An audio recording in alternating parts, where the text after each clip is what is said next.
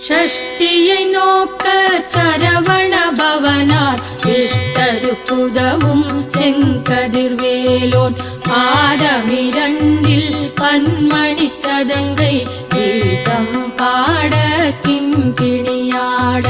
ஷஷ்டியை நோக்க சரவண பவனார் சிஷ்டருக்குதவும் செங்கதிர்வேலோன் பாதமிரண்டில் பன்மணி சதங்கை கீதம் பாட கிண்கிணியாட.